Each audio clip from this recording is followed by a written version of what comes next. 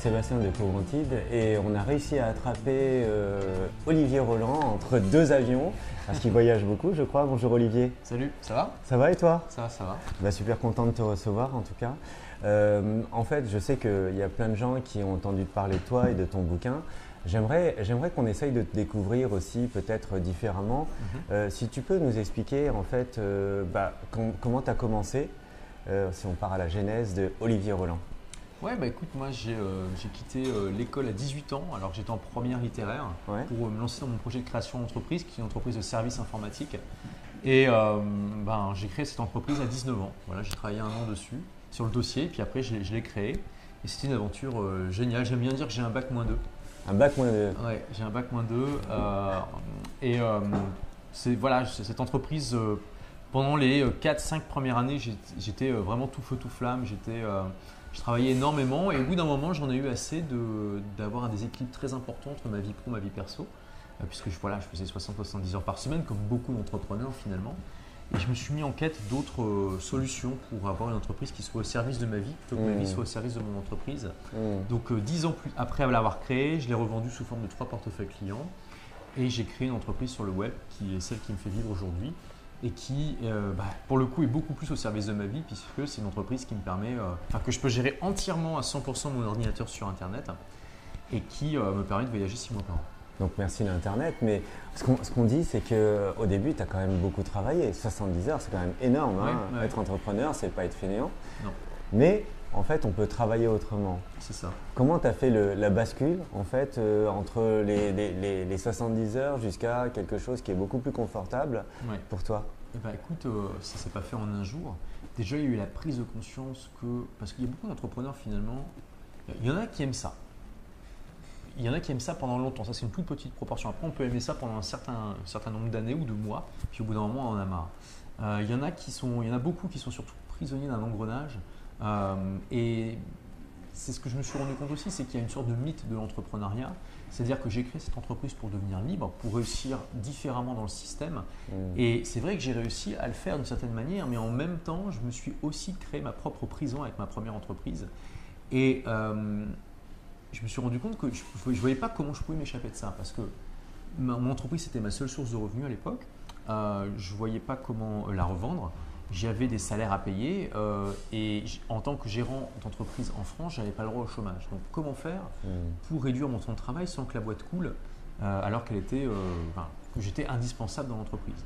Et c'est un constat que font malheureusement beaucoup d'entrepreneurs. Et quand j'ai découvert ça, je me suis mis en quête justement d'une solution pour essayer de sortir un petit peu de cet engrenage infernal. J'ai mis plusieurs années à le trouver et en fait j'ai lu un livre qui m'a ouvert les yeux et qui m'a lancé sur la voie qui est la mienne aujourd'hui. Et ce livre, c'est La semaine de 4 heures de Tim Ferriss.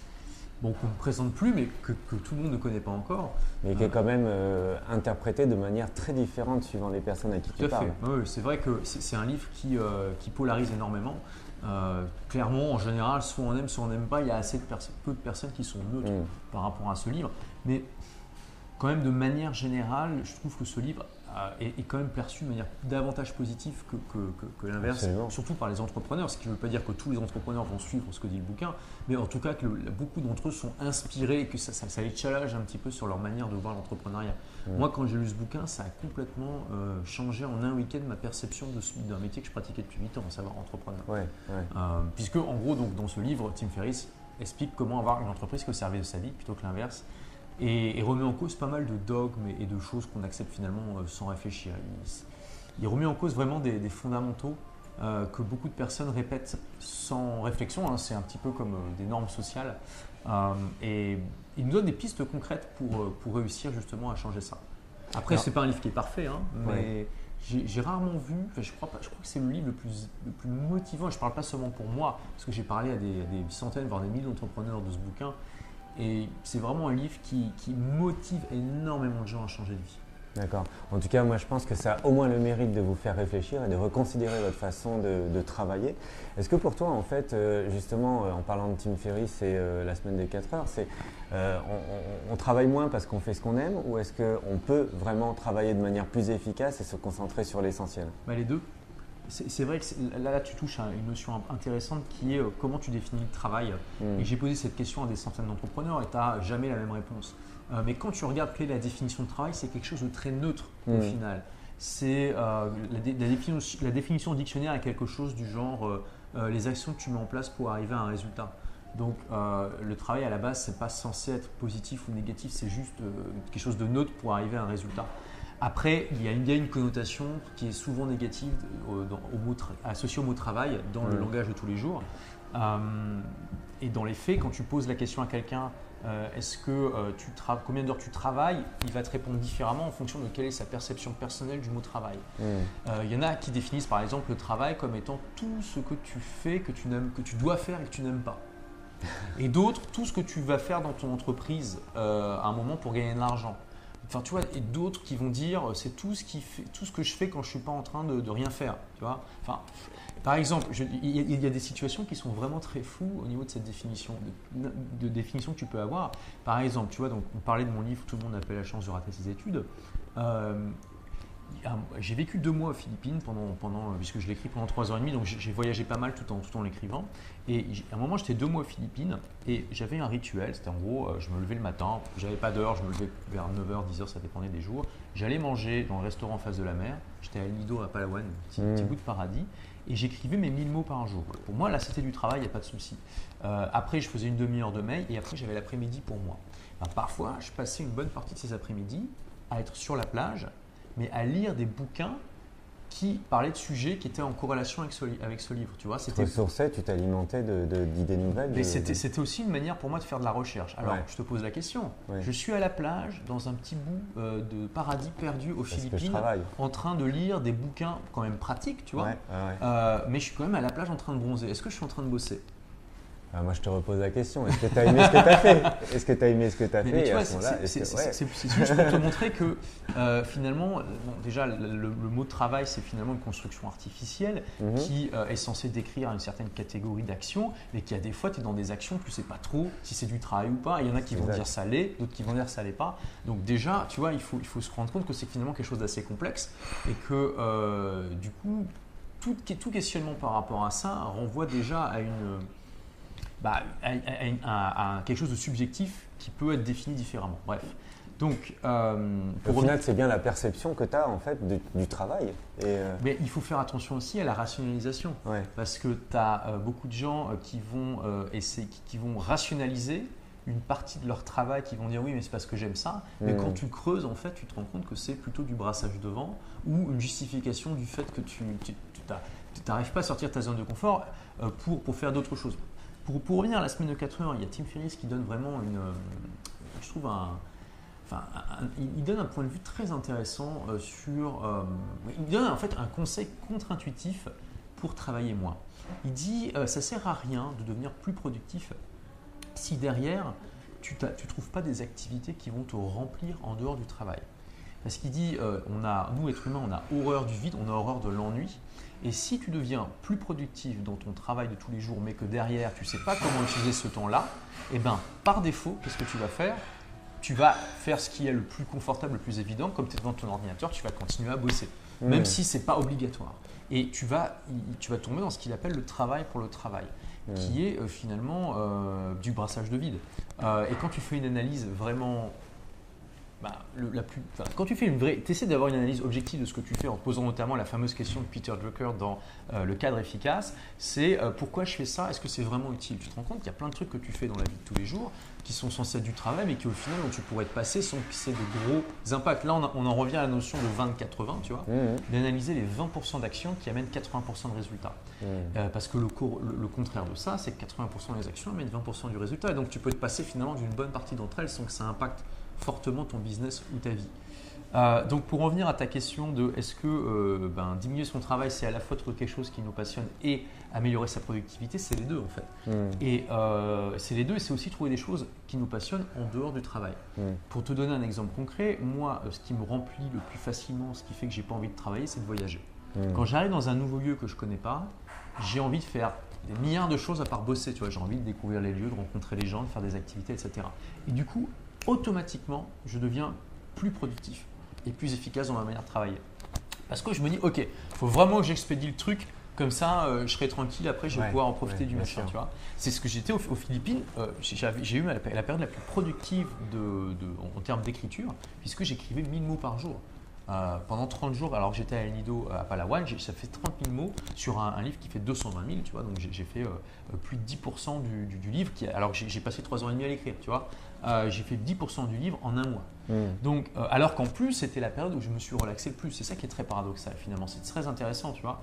Parce que j'avais mon rituel, je voulais faire mes 1000 mots par jour et après, je voulais être tranquille, ne rien faire d'autre de la journée. Même si parfois, encore une fois, je lisais des livres à la plage, mais j'ai aussi passé mon niveau d'eau de plongée, j'ai exploré les environs, je suis allé dans les villages à côté, enfin bref.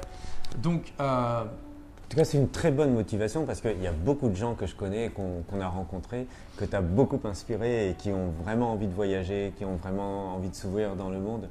En tout cas, par rapport au travail, moi je trouve un truc intéressant, c'est que si on prend les enquêtes de l'INSEE, pour rebondir sur ce que tu viens de dire, c'est que sur les enquêtes de l'INSEE, par exemple en 2015, les gens qui étaient vraiment très motivés par leur boulot en France, il y avait 7% des gens. Il y avait 43% des personnes en fait qui considéraient que bon, c'était un peu la vie, il fallait payer ses factures, en tout cas c'est normal, il ne faut pas se plaindre, mais qui ne s'épanouissaient pas spécialement. Et pire, il y avait 40% des gens qui étaient au bord de la déprime, du burn-out, et parce qu'ils ne trouvaient pas de sens à leur vie. Au début de mon livre, justement, je parle d'une enquête Gallup parce que je me suis intéressé pas mal à ça. Les chiffres sont relativement proches. Mais l'enquête Gallup, c'était vraiment la plus sérieuse parce qu'ils ont interrogé 220 000 personnes dans je sais plus, une cinquantaine de pays. Et ouais, en France, tu avais 7% des gens qui étaient, 9% des gens qui étaient passionnés par leur boulot et 25% qui le haïssent. Tu te rends compte un peu? Un quart des gens. Donc ça c'est un des plus grands échecs de la société moderne. Et c'est quelque chose qu'on voit quand même qui est à peu près identique partout dans le monde, même si en France, on a un des plus mauvais scores du monde et le plus mauvais d'Europe de l'Ouest.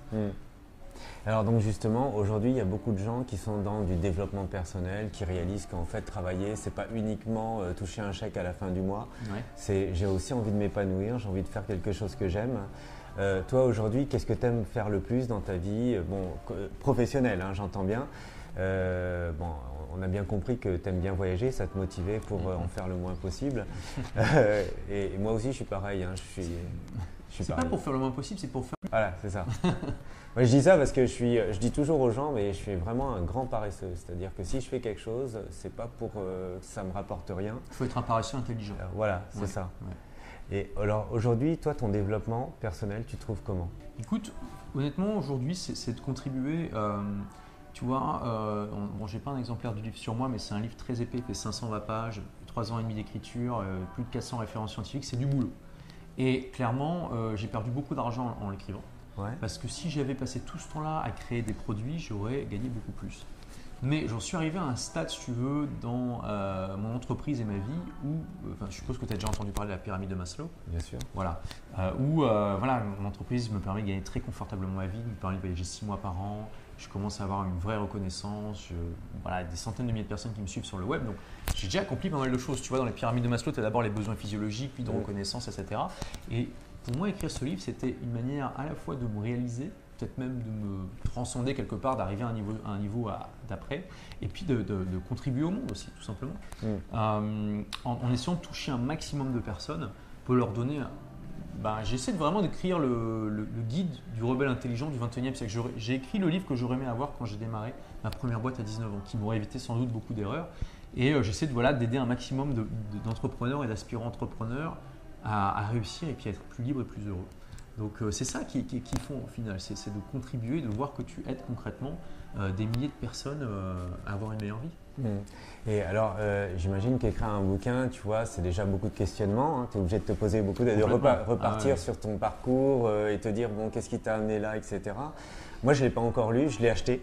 Je ne l'ai pas encore lu, mais moi, je prends le temps de lire les bouquins parce que je considère que ce n'est pas la peine de lire 200 000 bouquins et de prendre beaucoup de connaissances et puis de ne pas savoir les utiliser. Je vous encourage en tout cas à acheter ce bouquin-là d'Olivier et de prendre le temps en fait de comprendre comment ça peut s'adapter à votre vie au quotidien professionnellement. Mais donc, quand tu écris un bouquin, tu te poses toujours la question de savoir, ok, est-ce que le résultat, c'est bien ce que j'avais imaginé. Alors en fait, je pense que j'ai la même approche par rapport à mon livre que George Lucas par rapport à Star Wars. C'est-à-dire qu'il est quand même, je suis globalement content, mais je vois encore plein de trucs à améliorer. Mais j'ai vraiment, tu vois, je suis vraiment la personne qui se focalise sur le 20-80, sur le fait de ne pas trop se prendre la tête, de ne pas être trop perfectionniste. Mais là, pour le coup, pour mon livre, j'ai vraiment une approche différente. C'est-à-dire que j'étais très perfectionniste. J'ai vraiment d'emblée, quand j'ai décidé de créer un livre, je me suis dit, je ne vais pas juste écrire un livre, je vais écrire un fucking livre. Je vais écrire mon chef-d'œuvre, je vais écrire un truc de ouf. Et en tout cas, je vais tout faire pour le faire. Hein. Après, bien sûr, c'est à chacun de déterminer s'il aime ou pas. Mais en tout cas, de mon côté, j'ai tout donné. J'ai tout donné. J'ai vraiment fait un maximum pour apporter un maximum de valeur en un minimum de pages, même si quand même 520 pages, ça reste un pavé. Même. Ça reste un pavé. Ouais, voilà, j'ai relu un peu l'édition imprimée, je vois des tas de trucs déjà que j'ai envie d'améliorer, de changer, peut-être pour une deuxième édition. Et ça, c'est naturel. Donc voilà. Qu'est-ce que tu penses en fait? Moi, je vois par exemple, il y a toute une génération génération Z ou dernière génération Y, peu importe, mais qui eux ont du mal à lire, tout simplement, et à se concentrer sur quelque chose. Alors, moi, j'ai feuilleté ton bouquin quand même si je ne l'ai pas totalement lu dans les détails, je vais le lire. Mais il y a beaucoup de conseils, il y a beaucoup de concepts aussi. Il est riche, il est riche. Est-ce que tu crois qu'aujourd'hui, les nouvelles générations, elles ont besoin d'avoir un truc spécifique, de lire un bouquin de 5 pages, de 10 pages, de 100 pages, que sais-je, pour intégrer progressivement les concepts? Est-ce que tu penses que tu pourrais, par exemple, décliner ton bouquin en des petits concepts comme ça qui seraient… Je le fais déjà. Ouais. Sous forme de vidéo, puisque j'ai aussi une chaîne YouTube qui marche pas mal. Ouais. Et il y a beaucoup de concepts finalement qui sont dans mon livre que j'ai partagé au fur et à mesure que j'écrivais le bouquin sur ma chaîne YouTube. Le seul problème de ça, si tu veux, c'est que du coup tu perds la cohérence, le fil rouge et la méthodologie étape par étape.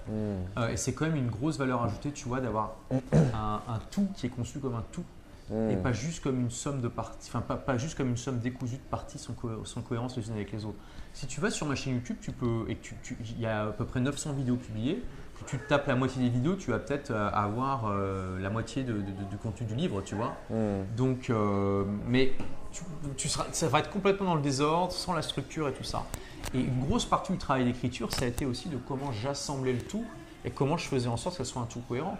D'ailleurs, mon éditeur a insisté fortement pour que j'en fasse 2 tomes, et ce qui est de logique d'un certain point de vue. Et d'ailleurs, je me suis posé la question, est-ce que j'en fais 2 tomes ou pas? Parce qu'il y a quand même 2 parties qui sont fortement différentes, mais dès le début, je les ai conçues comme un tout. Et au final, j'ai dit à mon éditeur, écoute, tant pis si ça fait perdre des ventes, tant pis s'il y a des gens qui du coup sont découragés par le truc. Moi, j'ai vraiment conçu ça comme un tout dès le début. Et il y a une vraie structure, une vraie cohérence entre tout, et j'ai envie de le publier sous forme d'un seul tome. D'accord, ok. Donc au final, si vous ne pouvez pas tout lire d'un seul coup, ça c'est pas possible de toute façon, au moins vous pouvez lire chapitre par chapitre, thème par thème. Et, après, bien sûr, tu peux aussi le prendre comme un livre dont vous êtes le héros. Il y a une partie sur l'éducation et comment hacker son apprentissage que tu peux zapper, par exemple, si tu es déjà entrepreneur, même si je ne le recommande pas. Et puis, inversement, si tu es étudiant, peut-être que tu vas d'abord te focaliser sur la partie pour hacker ton apprentissage et tu verras après la partie sur l'entrepreneuriat. Mais moi, ce que j'ai voulu montrer, si tu veux, c'est que quand tu es un rebelle intelligent entrepreneur, tu te dois, surtout au XXIe siècle, hein, on est dans une époque où le monde avance de plus en plus vite, tu te dois d'apprendre en permanence tout au long de ta vie. C'est une des erreurs les plus dramatiques que font les gens. C'est de croire, souvent assez inconsciemment, mais de croire quand même qu'une fois qu'ils ont leur diplôme, ils n'ont jamais plus besoin d'apprendre toute leur vie, alors que le monde avance à une vitesse ahurissante. Donc, avoir cette notion-là, déjà, se rendre compte qu'il y a une vache sacrée qu'on peut considérer comme intouchable, qui est le système éducatif, qui en fait est critiquable comme toutes les institutions humaines, de voir que nous-mêmes, on a l'autonomie et la capacité pour combler par nous-mêmes les manques du système éducatif, alors que peut-être à de gens attendent qu'il se réforme, mais ça va beaucoup trop lentement. Tu vois, c'est déjà prendre conscience qu'on a un certain pouvoir, une certaine responsabilité sur nos vies.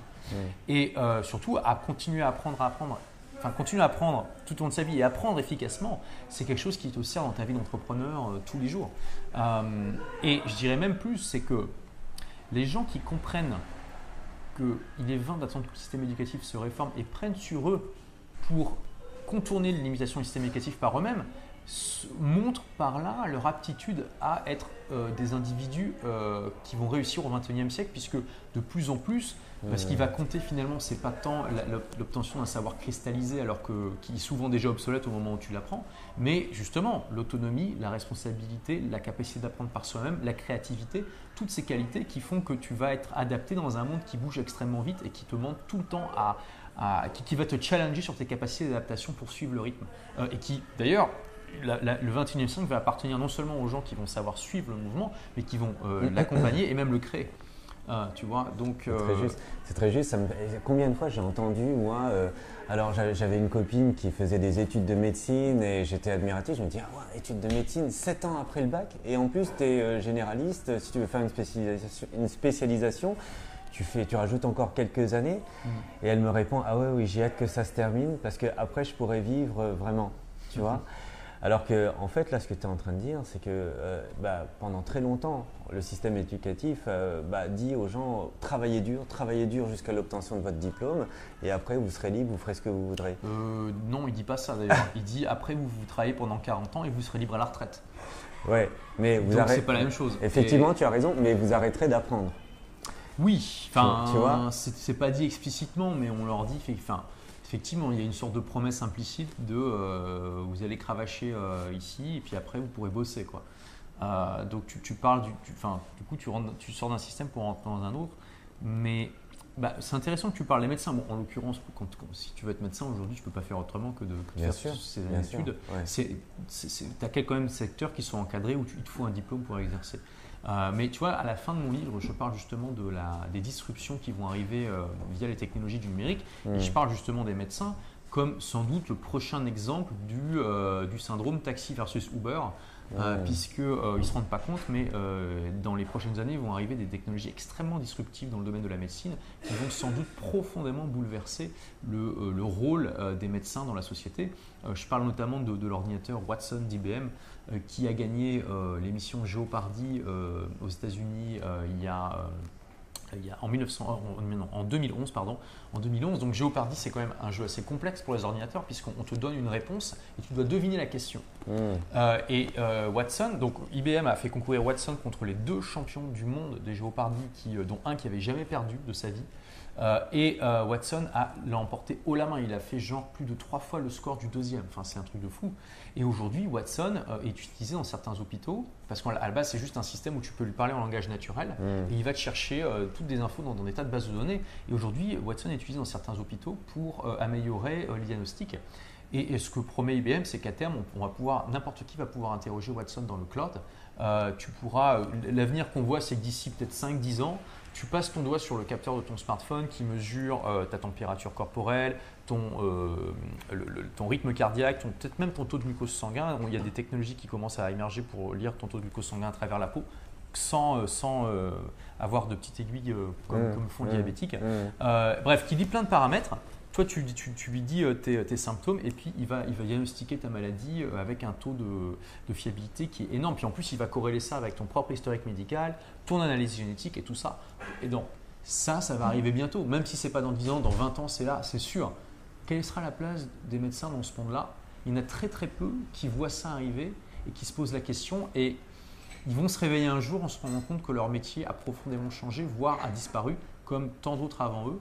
Et c'est ça le problème aussi du système éducatif et de l'école dont je parle dans mon livre, c'est que personne aujourd'hui ne peut garantir à quelqu'un que son métier existera encore dans 20 ans. C'est pas possible. Et même s'il existera, il aura sans doute été profondément bouleversé par l'arrivée de nouvelles technologies. Il faut quand même se rendre compte, aujourd'hui on est en 2016, il y a 20 ans, la plupart des gens n'avaient pas entendu parler d'Internet. Il faut quand même se rendre compte de ça. Il y a 20 ans, la plupart des gens n'avaient pas de téléphone portable. Bien sûr. C'était il y a seulement 20 ans.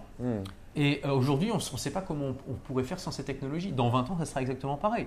On aura des technologies qu'on utilisera tous les jours. On se demandera, mais comment on faisait avant? Et aujourd'hui, on n'en a pas entendu parler.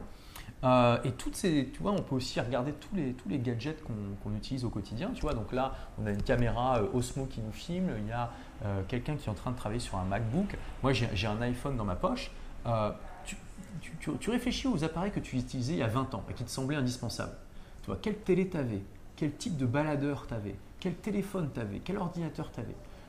tu y repenses et ça te fait sourire parce que tu te dis aujourd'hui tu pourrais pas l'offrir à quelqu'un sans que ça passe pour une insulte ou une blague à la rigueur, tu vois. Ça serait vraiment, on te regarderait comme un mec bizarre. Et dans 20 ans, si j'offre ça à quelqu'un, il va rigoler ou il va dire mais tu me prends pour qui? Et tous ces objets qui nous semblent indispensables aujourd'hui nous paraîtront dans 20 ans irrémédiablement obsolètes. Et on aura des trucs qui sont infiniment plus perfectionnés à la place. Alors nous, on ne peut qu'abonder dans ton sens, puisque de toute façon, vu qu'on accompagne beaucoup de startups, on est au cœur des idées innovantes. Et technologiquement, je peux vous dire qu'il y a tout un tas de startups qui travaillent à inventer des nouvelles choses, qui vont induire de nouveaux comportements, de nouvelles façons de vivre et d'utiliser les objets autour de nous, notamment les objets connectés. Et je trouve ça vraiment génial. Qu'est-ce que tu penses de l'idée que en fait, les 60% des métiers de demain n'existent pas encore aujourd'hui? C'est bien à peu près ce que tu dis ou... C'est corrélé. Après, je ne sais pas si c'est 60%, mais… Ouais. Enfin, c'est globalement ce qui se dit. Il y a plein de métiers qui vont disparaître, d'autres qui vont être profondément bouleversés, d'autres qui vont être créés. Et c'est tout le problème de l'école, c'est qu'elle est censée te former à être pertinent dans le monde actuel alors qu'elle ne sait même pas dans 10 ans de quoi le monde sera fait. Et qu'en plus, elle est de plus en plus en inadéquation avec les besoins du monde moderne. Et la génération Z, en fait, qui globalement pense différemment Alors, je n'ai pas trop suivi les Y, Z, X'. C'est quoi la génération Z? Juste pour faire très très vite, la génération Z, ce sont les gens qui ont moins de 20 ans ou qui ont 20 ans aujourd'hui. D'accord. Et qui n'ont pas connu le monde avant Internet.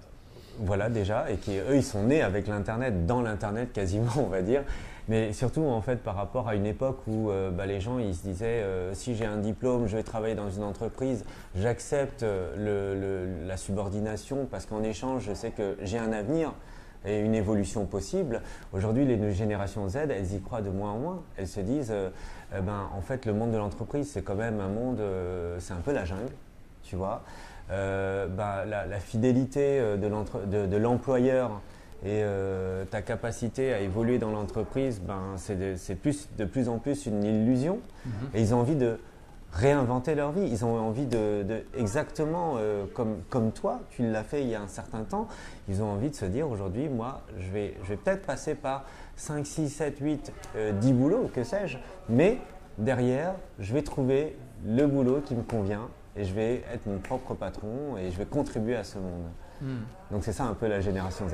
Écoute, moi j'ai l'impression que c'est une tendance de fond, même dans un pays qui finalement est historiquement assez conservateur comme la France. C'est-à-dire que moi je vois que tu vois, quand tu voyages un petit peu, tu te rends compte quand même qu'en France il y a pas mal de choses qui vont assez lentement par rapport au reste du monde, qu'il y a aussi un certain manque d'état d'esprit entrepreneurial.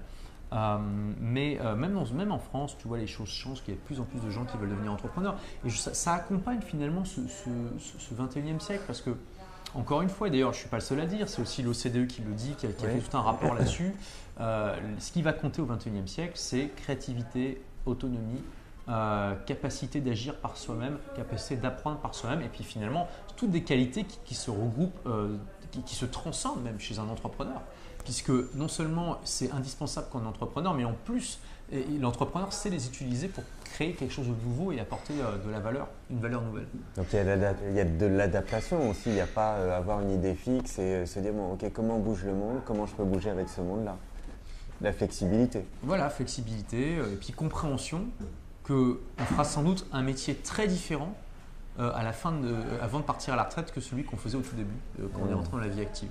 Puis déjà, il faut voir à quel âge on va partir à la retraite parce que ça, c'est un autre sujet. Mais sans doute que d'ici, est-ce qu'on est l'âge de partir à la retraite? L'âge aura sans doute été beaucoup avancé. Je ne crois pas qu'on parte à la retraite avant 65 ou 70 ans, voire même plus d'ici. Est-ce que ça arrive? Alors aujourd'hui, c'est quoi ton challenge? Qu'est-ce qui te motive? Qu'est-ce que tu as envie d'aller faire aujourd'hui pour avancer, pour évoluer dans ce monde? Écoute, moi, je viens juste de passer 3 ans et demi à écrire mon bouquin. Il vient d'être publié il y a 3 semaines là. Donc là, mon objectif, tu vois, c'est d'en faire un méga best-seller. Ouais. On a déjà imprimé 16 000 exemplaires en 3 semaines, donc c'est quand même plutôt pas mal vu qu'en France, le statut best-seller, c'est 10 000 exemplaires. Mais là, je me pose la question, comment toucher 100 000 personnes avec ce livre? Donc, tu sais, c'est parce qu'il y a beaucoup d'auteurs finalement qui font la même erreur que les alpinistes débutants. C'est-à-dire que les alpinistes débutants, ils arrivent en haut de la montagne et ils pensent que ça y est, leur job est terminé. mais ils ne se rendent pas compte qu'après, il faut revenir et que le trajet de retour il est tout aussi dangereux que le trajet d'aller. Tu vois. Bien sûr. Et d'ailleurs, c'est là où tu as le plus d'accidents, c'est sur le retour, parce que les gens justement relâchent la pression alors qu'ils passent exactement par les mêmes endroits que par où ils sont passés en arrivant. Donc, il y a beaucoup d'auteurs qui pensent que quand ils ont terminé d'écrire leur bouquin, leur boulot est fini, mais non, c'est là où ils ont fait la moitié du chemin et maintenant il reste l'autre moitié à savoir promouvoir le bouquin. C'est comme quand tu crées une boîte. Tu crées une boîte, c'est génial, tu peux faire péter le champagne et le lendemain matin, tu es au bureau et tu bosses parce que si tu ne trouves pas des clients, dans 6 mois, ta boîte, elle n'existe plus. Alors comment tu fais pour rester sous tension comme ça? Là, c'est pas compliqué. J'ai réalisé mon chef-d'œuvre. C'est quelque chose qui me passionne énormément. Ouais. Et je veux dire, j'ai pas besoin de me forcer pour être en tension. Là, tu as envie de le porter. Oui, bien sûr. C'est ma mission aujourd'hui. C'est comme ça que je me réalise. C'est comme ça que j'apporte de la valeur au monde. Donc, je vais m'occuper de ça pendant les prochains mois. Ok. Alors, c'est super génial. Moi, je trouve que, tu vois, j'adhère totalement. Je me dis, comment ça se fait qu'il y a plein de gens qui aujourd'hui ont des très très bonnes idées, qui parfois quittent la France pour aller dans d'autres pays, pour exercer leur talent et leur passion. Et est-ce que tu vois qu'éventuellement la France, elle pourrait se réveiller et puis elle pourrait aussi soutenir les entrepreneurs, les gens qui ont envie de faire quelque chose différemment? Écoute, je pense qu'on est à un carrefour où en gros on a plusieurs possibilités, certaines qui vont être positives pour l'avenir du pays et d'autres non. Dès que tu voyages, tu te rends compte qu'il y a un manque d'état d'esprit entrepreneurial en France qui est vraiment flagrant. Là, le mois dernier, j'étais au Brésil où j'ai parlé à une conférence et j'ai été impressionné par l'énergie des Brésiliens. C'est impressionnant. Je veux dire, limite, les Américains, ils ont l'air un peu fatigués à côté des Brésiliens. Et déjà, les Américains, ils sont quand même pas mal. Et pourtant, les Brésiliens sont en train de vivre une crise politique et économique qui est quand même assez grave. Mais ces mecs-là, c'est comme dans le film Sparta. Tu vois, c'est Sparta. Ils s'en foutent, ils foncent dans le tas et puis ils voient ce qui se passe. On ne se rend pas compte, mais le Brésil a dépassé la France en termes de PIB l'année dernière. Alors, ce n'était pas le PIB pur, mais il faut regarder mais un certain type de PIB. Et c'est un pays qui est en train de se réveiller vraiment de manière impressionnante. Et ce n'est pas le seul. Je pense que la France, en gros, alors ça ne va pas faire plaisir à plein de gens, mais il faut quand même se rendre compte à l'évidence, il faut se rendre compte. Le libéralisme a gagné. Désolé pour tous ceux qui n'aiment pas ça. À part la Corée du Nord et Cuba, en gros, il ne reste plus grand-chose. Ce qui ne veut pas dire que le libéralisme est parfait, bien sûr. Moi, j'aime bien paraphraser Churchill par rapport à ça. Churchill disait la démocratie est le pire des systèmes à l'exception de tous les autres. Et j'aime bien dire que le libéralisme, c'est le pire des systèmes à l'exception de tous les autres. Donc, ça ne veut pas dire qu'il est parfait, qu'il ne faut pas peut-être le réguler un minimum, mais en tout cas, jusque-là, c'est celui qui a produit le plus de valeur. Le communisme a essayé de réduire les inégalités, de créer plus de richesses pour chacun, et au final, tout ce qu'il a réussi à faire, c'est de créer plus de pauvreté pour tout le monde. C'est quand même très paradoxal. Donc voilà, bref. Donc, la France, par ses traditions historiques et a un poids des traditions et de l'histoire qui est très important, une partie de la population qui reste braquée sur des idées un peu anciennes. C'est peut-être aussi finalement un peu la malédiction d'un pays avec beaucoup de culture. C'est qu'un pays avec beaucoup de culture a peut-être plus tendance à regarder vers le passé que vers l'avenir. Et c'est aussi justement ce qui fait toute la force des pays émergents et peut-être même des États-Unis qui sont des pays plus neufs et qui s'embarrassent moins justement de tradition. Et grosso modo, je pense que vraiment la France va devoir choisir entre le repli sur soi ou l'ouverture au monde qui va s'accompagner d'une libéralisation un peu plus forte que ce qu'elle a aujourd'hui. On voit déjà cette tendance vers… Mais ce qui est intéressant, c'est qu'on voit la tendance vers les deux. On voit la tendance vers une plus grande libéralisation. Clairement, les entrepreneurs sont plus nombreux et plus valorisés qu'avant, qu'il y a 20 ans par exemple. Mais on voit aussi plus fortement cette tendance au repli sur soi avec le FN qui fait des scores de plus en plus impressionnants, où on se rend compte que peut-être un jour, il y a un risque que Le Pen se retrouve au second tour des élections présidentielles avec plus de chances de gagner qu'en 2002 quand même, où c'était plus un artefact du système de vote qu'autre chose. Et c'est un petit peu comme ce qui s'est passé en Grande-Bretagne finalement. On se rend compte que ce risque du repli sur soi n'est pas théorique, qu'il est possible et que je pense que c'est aussi le rôle des entrepreneurs français que d'essayer de faire en sorte que le choix se bascule dans un sens plutôt que l'autre. Et moi, c'est ce que j'essaie de faire à mon échelle avec ce livre, tu vois, d'essayer de réveiller un peu les consciences, de montrer aux gens qu'il y a d'autres choses que le métro boulot dodo, qu'il y a des techniques simples et efficaces qui existent pour réduire le risque, augmenter les chances de succès et du coup essayer de faire basculer la France vers pour moi ce qui est le meilleur choix, à savoir l'ouverture vers le monde et la libéralisation, plutôt que le repli sur soi et le fait de voir vers le passé. Et c'est très intéressant ce que tu disais parce que tu parles du Brésil par rapport aux États-Unis et par rapport à la France. Est-ce qu'on n'a pas l'impression que la France, finalement, elle s'encroute un petit peu, elle consomme son héritage Les États-Unis, on connaît leur histoire, donc c'est un pays qui s'est quand même construit. Est-ce que dans le Brésil, il n'y a pas une véritable urgence? Est-ce que l'urgence ne fait pas changer beaucoup les choses? C'est une bonne question. Il y a peut-être le fait qu'un certain embourgeoisement des pays qui sont riches depuis longtemps. C'est une bonne question. Après, c'est très complexe comme sujet. Et tu vois que les États-Unis sont quand même extrêmement riches. Est-ce qu'ils sont en train de s'embourgeoiser? Peut-être, mais pas au même niveau que la France. Après, peut-être que ce qu'il faut, c'est suivre le programme d'Elon Musk et de tous, que les entrepreneurs les plus audacieux aillent sur Mars et créer les nouveaux États-Unis d'Amérique sur Mars. Et peut-être que dans 200 ou 300 ans, la Silicon Valley, elle sera sur Mars et que c'est peut-être, tu vois, ça serait dans la logique des choses finalement. Tu vois que les gens les plus, ce qui fait aussi que dans ces pays, tu vois, comme le Brésil, les États-Unis, les gens ont beaucoup plus cet état d'esprit entrepreneurial. C'est aussi qu'il y a une sorte de sélection naturelle au moment où ces pays se sont fondés. Je veux dire, on parle quand même de gens qui, il y a 300 ans, ont fait un voyage extrêmement dangereux, qui durait plusieurs semaines, qui ont tout quitté, pour la plupart sans espoir de retour, pour aller créer quelque chose de complètement nouveau dans un pays qu'ils ne connaissaient pas, avec peut-être même hostile. Tout le monde n'est pas fait pour ça. Déjà, ça filtre. Forcément, les gens qui partent, tu vois, qui quittent l'Angleterre pour aller vivre aux États-Unis, qui quittent le Portugal pour aller au Brésil, ce sont des gens qui déjà à la base ont davantage un esprit d'entrepreneur et du coup qui vont transmettre certaines valeurs à leurs descendants et qui vont former une sorte d'inconscient collectif et de normes sociales et de valeurs communes que tu vas retrouver après dans le dynamisme et dans la culture du pays. Voilà, c'est une des raisons pour lesquelles les pays justement en Amérique sont sans doute un peu plus dynamiques. Et à mon avis, ça sera très intéressant de voir ce qui va se passer sur Mars si Elon Musk réussit son pari de mettre 1 million de personnes d'ici la fin du siècle sur cette colline. Je parie que ça va être exactement la même chose que ce qui s'est passé pour les Américains. Moi, je ne sais pas si je vais pouvoir y aller, mais en tout cas, j'ai hâte d'y aller. En tout cas, ça me fait penser à une coach de Steve Jobs qui est venue en fait faire le tour des startups et des incubateurs de France.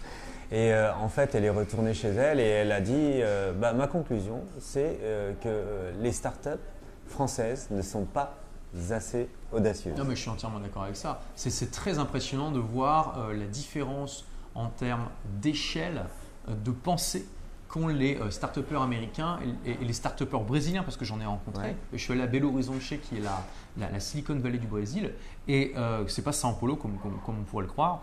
Et puis les Français, il y a vraiment un gap énorme. C'est impressionnant. Il y a les start-upers américains et brésiliens, imaginent tout de suite déjà, ça aide, ils ont un pays qui est beaucoup plus grand. Les États-Unis, c'est 300 millions de personnes. Le Brésil, c'est 200. C'est le même marché intérieur, la même langue. Tout de suite, ça aide quand même à voir les choses un peu plus en grand. Mais tout de suite, ils ont une vision qui est beaucoup plus grandiose que celle des Français qui, d'ailleurs, s'attachent beaucoup trop souvent à être sur leur marché national alors que l'Europe leur tend les bras facilement. Et bon, c'est vrai, l'Europe, c'est pas aussi facile. Il y a plusieurs langues, il y a plusieurs cultures, c'est différent, etc. Mais j'ai été vraiment frappé par ça. Par exemple, tu vois, il y a une entreprise. Je te dis que j'ai donné une conférence dans un événement au Brésil. C'était l'événement Fire qui est organisé par une société qui s'appelle Hotmart. Et c'est très intéressant de comparer, si tu veux, les entreprises qui sont similaires à Hotmart en France. Hotmart, qu'est-ce que c'est? C'est une entreprise qui facilite un peu la vie des infopreneurs, donc des gens qui vendent des produits d'information au Brésil. Donc en gros, c'est un processeur de paiement, c'est tout un tas de logiciels et un écosystème qui facilite la vie des infopreneurs. Aujourd'hui, Hotmart, qui a été créé en 2011, c'est 100 employés au Brésil. C'est des locaux qui ressemblent à ceux de Google. Ils ont fait des levées de fonds de plusieurs millions de dollars. Et un de leurs premiers investisseurs, c'est le créateur de Booking, que j'ai rencontré d'ailleurs à l'occasion de cet événement.